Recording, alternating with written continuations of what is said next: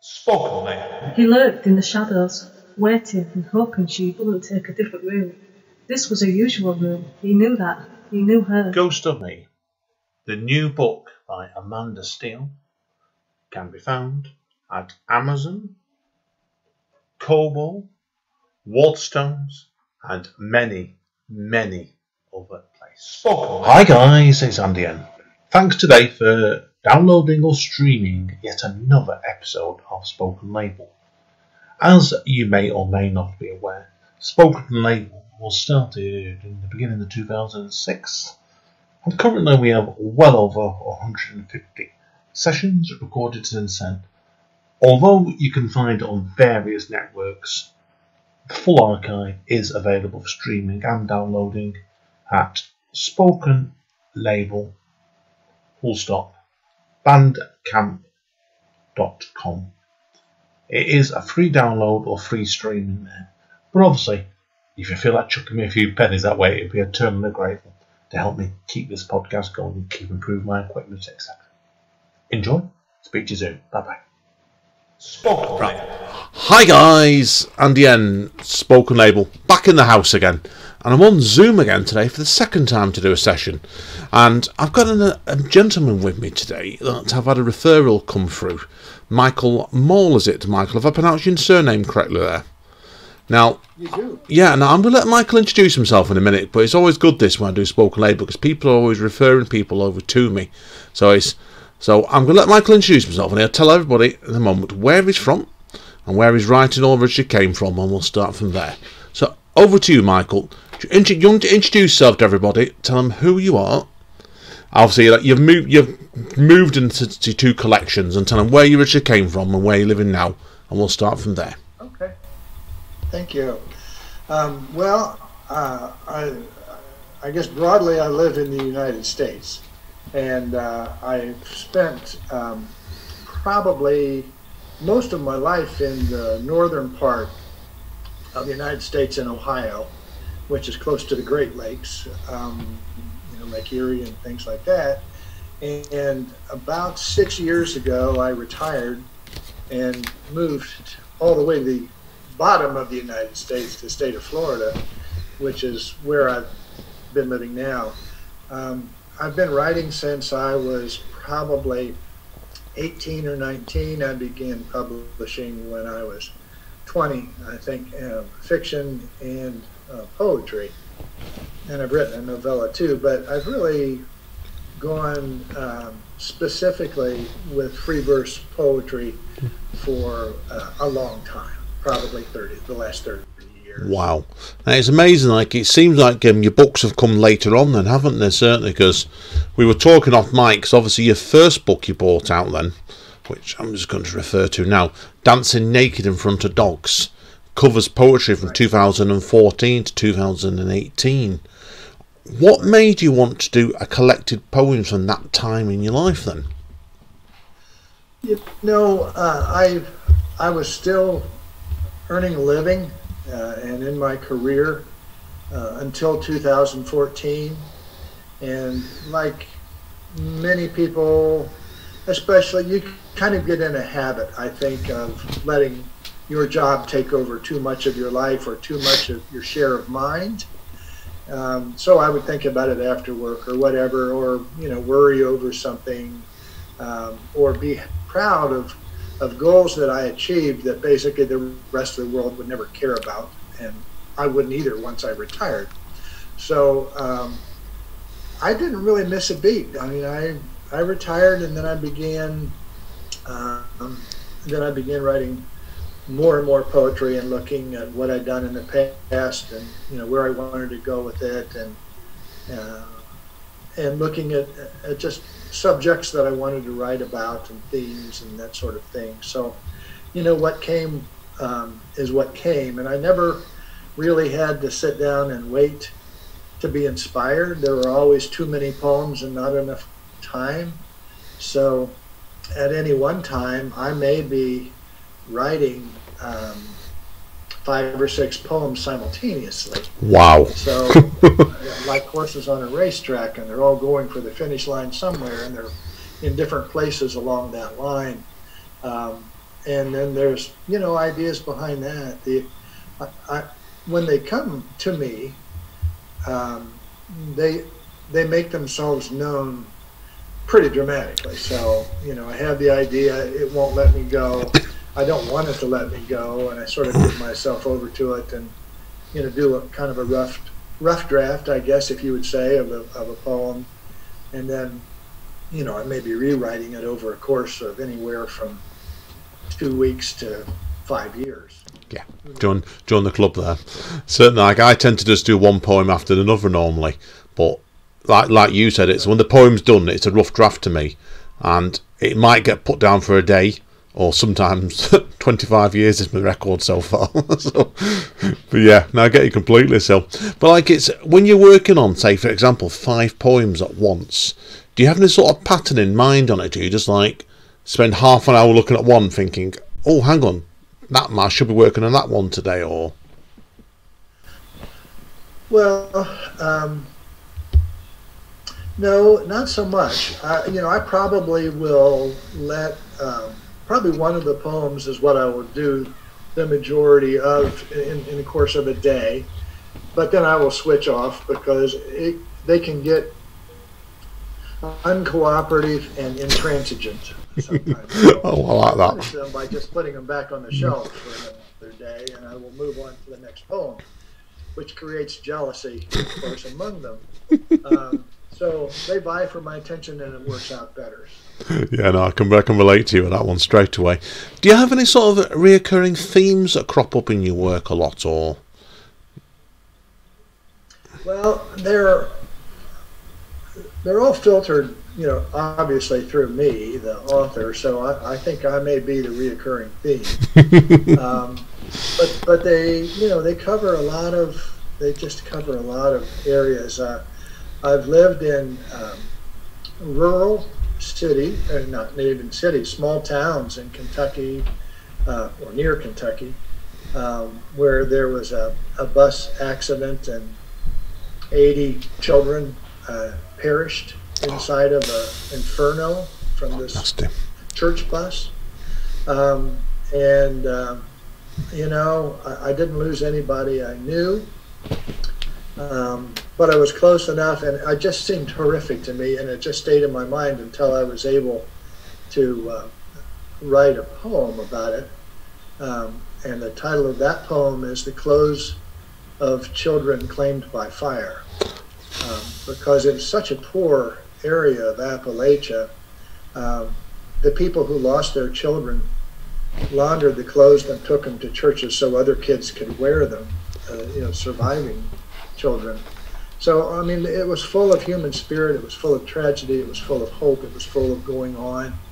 And I didn't really, go through these steps at that time, but the poem came out that way. And so that's an example, I guess, of something that I wrote that didn't involve me directly, but we're all part of the human race, and, anybody reacts to that.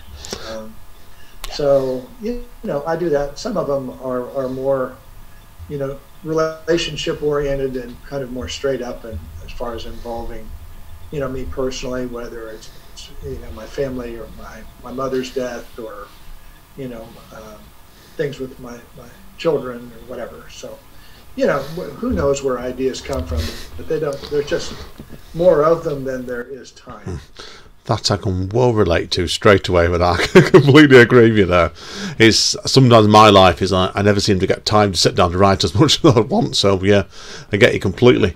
Now, obviously, since your collected poems came out, I do know obviously now, this is how I first heard of you, was through your chapbook that's come out recently as well, Birds Who Eat French Fries, which is a fantastic title. Now, where did that title come from, first of all, then? Well, that's my dog. We'll wait just a second till that stops.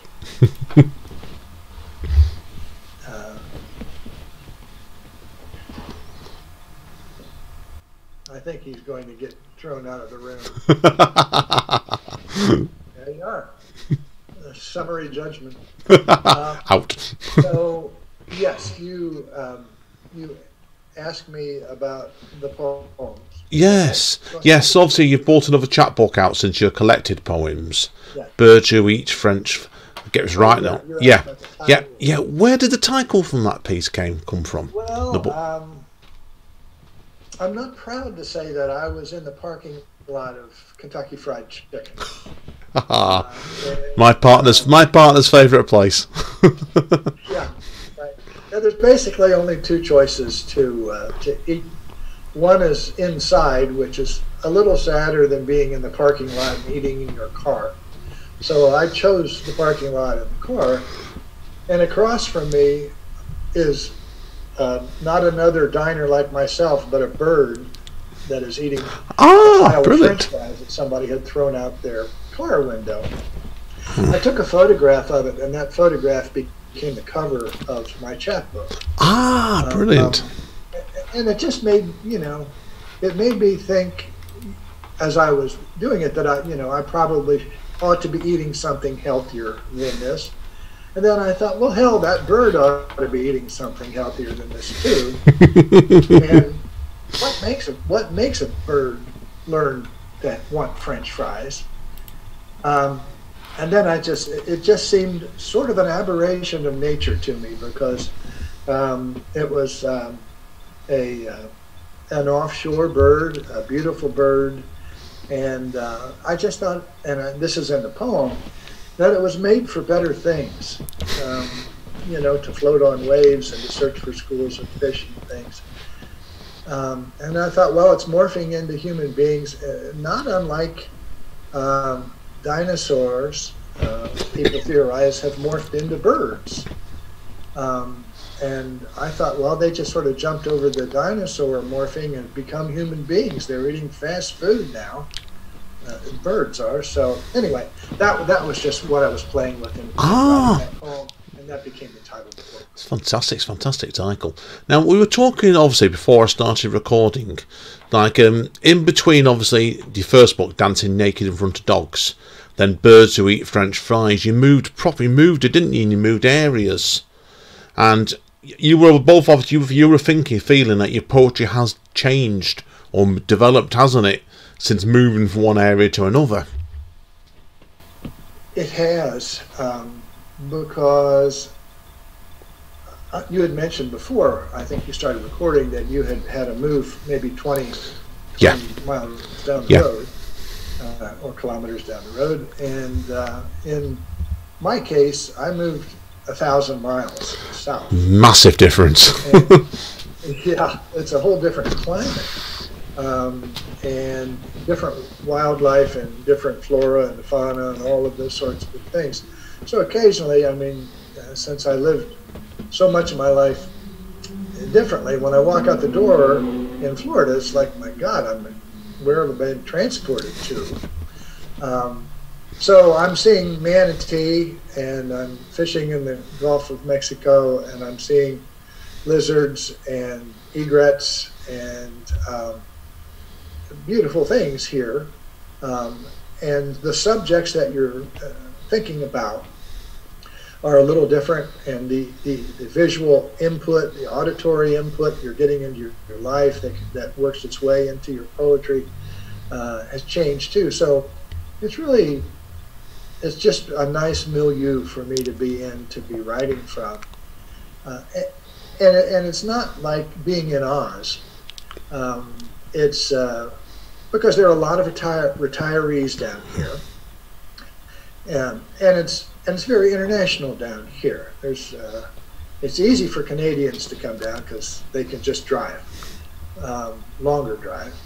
But then there's a lot of people from the UK and throughout Europe that vacation here or come here for a while. I'm very close to Anna Maria Island, which is a popular destination for a lot of Europeans during the season. So you get to meet different people and see different perspectives. There's a lot of music, there's a lot of jazz, there's a lot of people that have retired from New York or wherever and have moved down here, who've had recording careers and just whole lives before they get here. no one usually talks about those lives much, and you're always surprised to hear.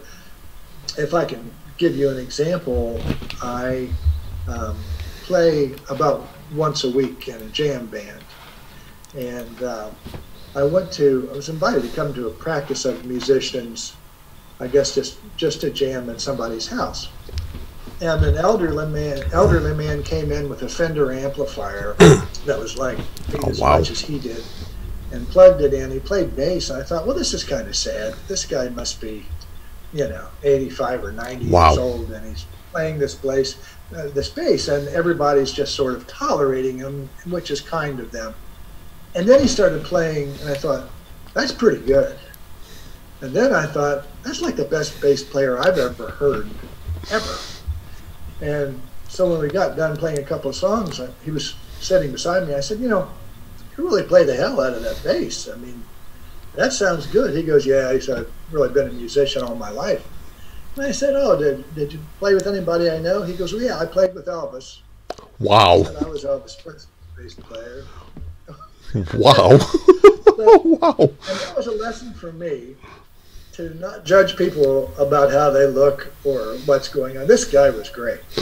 Wow. So it's a rich environment for me to live in and for me to write in. Oh yeah, completely. Now obviously that you've done the 2 books I was in, so do you have any ideas where you'd like your work to go to next then? Have you got another collection in mind of your... Yeah, I do. I think I'm going to do another chat book.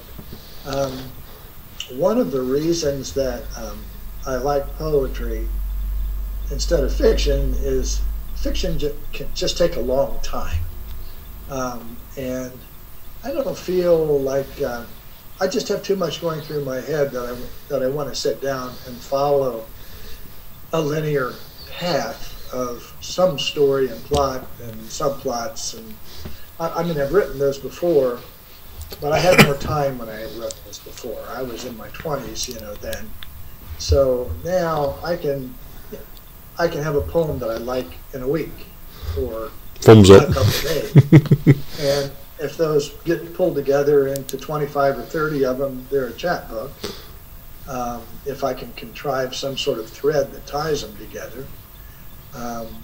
Or they may get into a larger collection. So I want to do another chat book now because I probably already have 25 poems that nobody's seen that I'm happy with. So I would imagine before this year is over, I'll have another chat book out at the end of the year. Brilliant. Now, have you done many readings on your poetry? Have you more than just a page poet so far, really? I have done live readings. Is that what you're asking? Yes, I am, yes. And how was that experience then for you? I love it. It's brilliant. I love doing it as well. Yeah, join the club. Yeah, it's great. One of them, well, I'll start with the more peculiar one. I was asked by a radio reading service for the blind to come into their offices and read for an hour from Dancing Naked in Front of Dogs. And I said, well, my brother's blind. And they said, no, we didn't know that. And I said, yeah. And I said, and so many people listen to that radio show for input and art and whatever. And I said, I'd be honored to do that. I would love to do it. So we ended up reading for about an hour and a half, which they recorded and then played, in different cities. So I couldn't see my audience and they couldn't see me. I thought, this is just kind of perfect, So that was a reading that was atypical. But I have read in bookstores, and I've read in Ohio, and I've read in Florida. What I love about it so much is once you've written poems that you feel have impact, that they're doing what you want to do, and they feel right, and then you hear from a publication and they say, we'd like to publish your poem, we really love it. There's that level.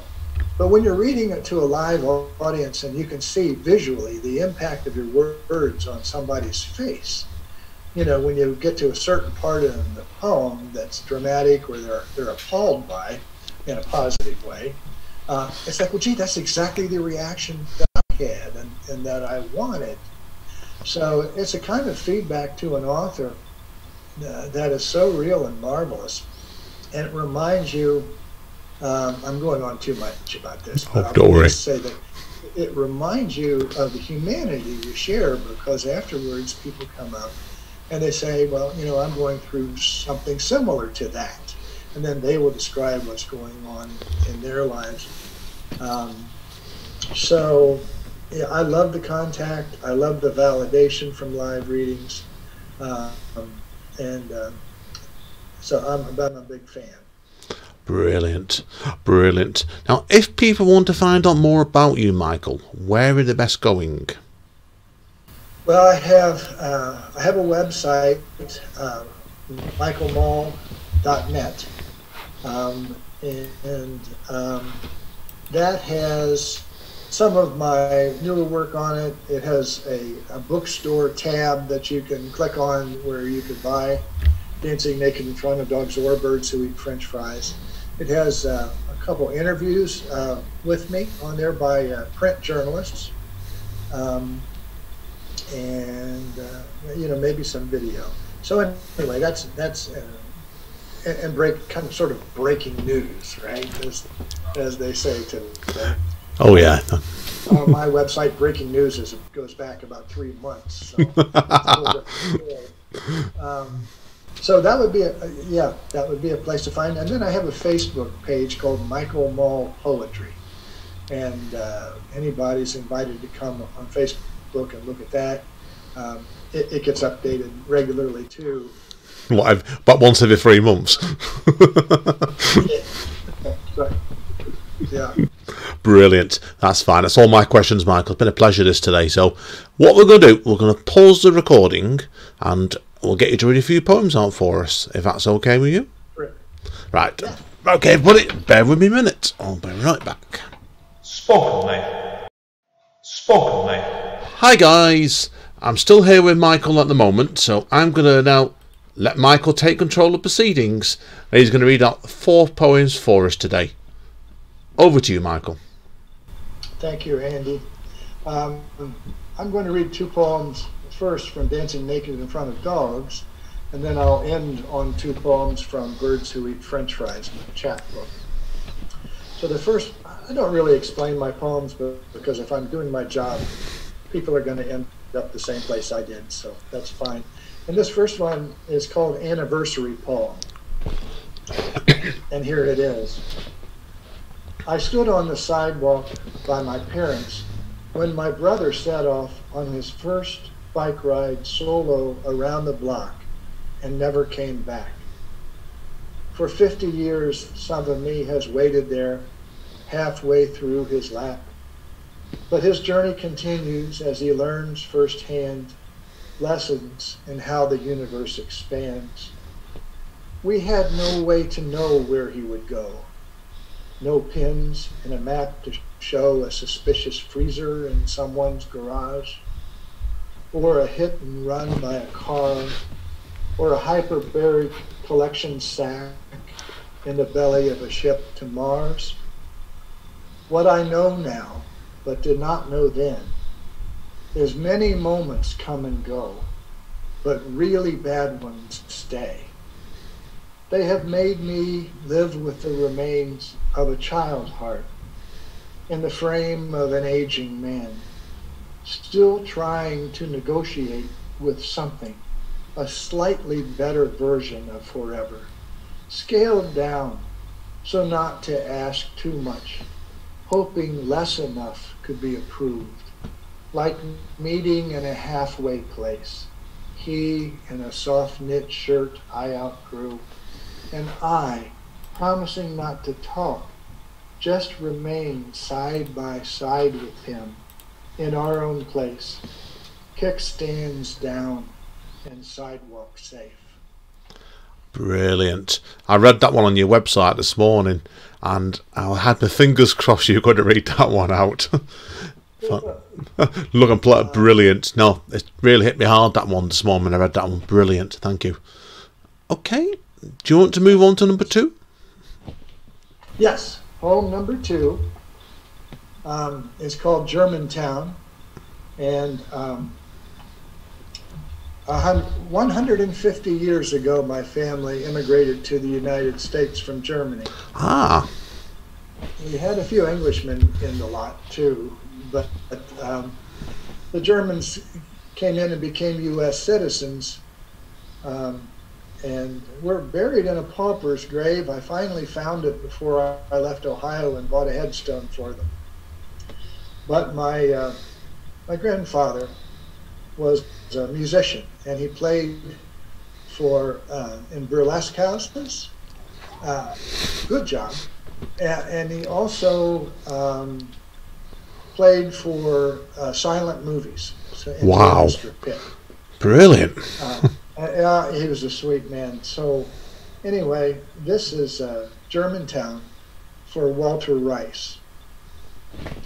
Women shaped like pigeons dressed in black cotton calico clop the sidewalks on feet swollen into old world square-heeled shoes. Pragmatic, boar bristle bearded men, austere, sit straight to eat, then scrape the crumbs beside their plates into geometric shapes. They live where there is no greater sin than to suffer foolishness. At night, they write by candlelight the names of those who come and go. On a ledger they keep Bible sewn between the testaments old and new, bound in leather and near at hand. But there, among these farriers, carpenters, and breakers of land, was my German grandfather, who instead of any useful thing taught kids to dance and sing. He was a virtuoso who labored in an orchestra pit, playing gastric tuba sounds for vaudeville skits, and for silent film wrote notes beautiful enough to earn the leading lady's kiss. Of all of them in Germantown, I am from this, one who found melody in sound. Excuse me. Wow. And coming back home with lamp lights lit, in his pockets broken chocolate bits, he sat on our beds and held our hands, then sang us back to sleep one by one, with lullabies he wrote for each. This man, less valuable than bumper crops and refined-shaped wood, but more rare, a man beautiful like music. Wow. Yeah, you can. What I like about that, Michael, there is you can see the love you had for your grandfather with that piece there completely. Yeah. From the last line alone, and the rest of it, it's a fantastic piece. And I can suspect that piece took you quite a while to write as well, actually, there, but by the emotion you had in the piece there, I think you were trying to convey. Brilliant. It did. And I've read this poem at readings also, and I have more than once had people come up to me.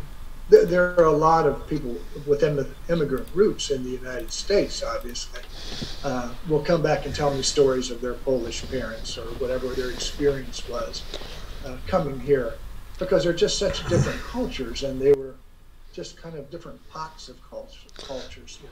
Yeah, I can relate to that completely, because my family has got like a lot of Irish background in it. Because my father's mum was from Dublin, and my dad's dad, I think, was Edinburgh, if my memory is correct. So like I said, yeah, I can relate to that. When you get like the various background, it does relate to yourself as a person, as a writer, particularly if you met them. So fantastic. Okay, do you want to move on to your new collection for us now, then, for two pieces? Thank you. I'll say, from Birds Who Eat French Fries, I have a poem that came out of a personal experience. When I was very, very young, I was in grammar school, but I didn't know anything about life.